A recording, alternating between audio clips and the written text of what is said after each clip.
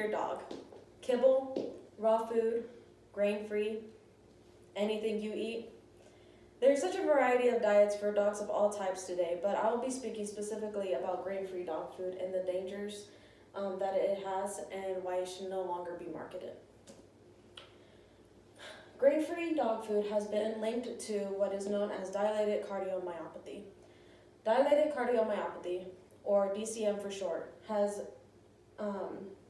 symptoms of the ventricles wall thinning, and as a result, the heart enlarges, and it's because the heart is trying to pump blood out into the rest of the body and is weakening as it grows. This dog, as you can see, the heart is expanding and just pushing the intestines back into the abdominal cavity. Now, it's good to keep in mind that some dogs are prone to DCM, such as St. Bernards, Great Danes, Newfoundlands, Irish Wolfhounds, and Dobermans. But there has been an increase of cases. Usually DCM is detected between 10 and 15 years of age, but it's more detected when they're about 2 years of age now. Along with this, veterinarian technicians and veterinarians have noticed DCM in breeds that are not prone to DCM, such as bulldogs, Shih Tzus, golden and Labrador retrievers, and blue heelers. In this radiograph, you can see that the heart has taken up the width of the thoracic cavity. This patient may be exhibiting signs of congestion, coughing, shortness of breath, and weakness because it is the heart is pushing against the esophagus. So how is dilated cardiomyopathy linked to grain-free dog food? I'm glad you asked. So although there is not a specific cause and route in which they are linked, the FDA states that 90% of DCM cases are linked to grain-free dog foods, and 93% of those cases have legumes, peas, or sweet potatoes in them. These are the 4 top most popular grain-free dog foods, with Blue Buffalo being one of the worst. Not too long ago, Blue Buffalo had a $32 million settlement because they processed and sold food that was contaminated with lead and other ingredients, and they knew of this, and they went ahead and sold the food anyways. And this is their label on their website themselves for their grain-free dog food. Although there is no corn, wheat, or soy, as you can see, there is peas, pea starch, and potatoes in it. So, now that I have spoken about grain-free dog food and the dangers of dilated cardiomyopathy, why have we gotten this far, and why do people continue to buy this diet for their dogs? Well, 3 reasons. Most people believe that dogs are carnivores, marketing, and educator versus influencer information. Allow me to explain. People believe dogs are carnivores and should mostly eat meat, so much to the extent that they only give meat. This is false. Hill's Pet states that dogs are in fact omnivores. How? Well, they are in need of the beta-carotene that is in plants so that they can create vitamin A in their digestion. Also, their flat molars that are in the back of their mouth are used to grind up fibrous plant material specifically. And plants and corn, wheat just aid in colon function and digestibility in general. And if you were to go back to their predator habits, such as their ancestors, coyotes, wolves typically consume the abdomen first, which is where there's the most plant material. So, in conclusion, dogs are needed of a full balanced diet. So as you can see, a close look at the anatomy, behavior, and feeding preferences of dogs shows that they are actually omnivores. They're able to eat and remain healthy with both plant and animal foodstuffs.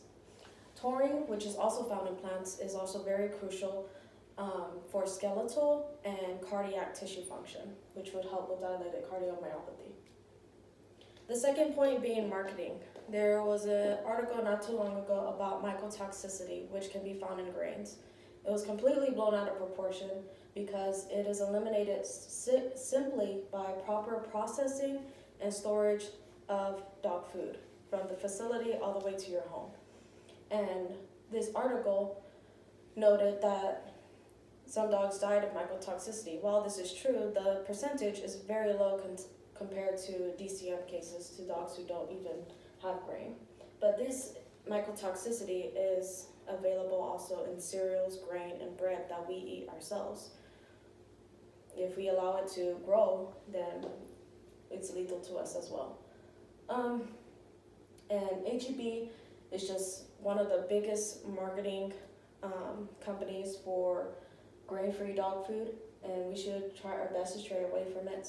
One of the tactics is they're having more aesthetic dog food packaging with due reason, because it's great for marketing, but owners don't know that it's not the best food for their dog's health. The third is the misconception between influencer and educator information. Social media plays a huge role. Influencers, celebrities, they go off trends, and they actually do make a profit off of the marketing. So grain-free dog food is much higher in price, and lots of clients believe, oh, the higher price, the better quality, and those two are actually not correlated. A lot of the money is going towards marketing and advertising instead of research for nutrition for your pet. Veterinarians do not make profits off the dog food that they recommend. Most of the dog food that they do recommend in the clinic are for kidney function, urinary tract infections, weight loss, so specifically for your pet's health. And simply, there's a lack of communication, there's misunderstanding in the exam room. There's not enough questions being asked, and there's too much jargon between the veterinarian and the clients. I get asked a lot, well, why is this happening now? Why are dogs so sensitive about grains and protein? This has actually always been the case, but genetics has played a huge role with breeders and the fact that they look towards appearance rather than physical bodily function for your pet. Allergies are more prevalent due to environment, but also owners just care more.